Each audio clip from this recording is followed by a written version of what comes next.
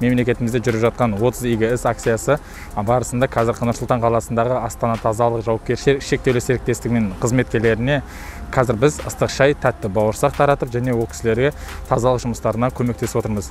Бұл акция барысында біз Нұр Сұлтан қаласының шет аймақтарында орналасқан тұрғындарға тазалық жұмыстарын жүргізіп, және қала тұрғындарының 30 әлеуметтік жағдайы төмен отбасыларға азық-түлік себеттерін таратып жатырмыз.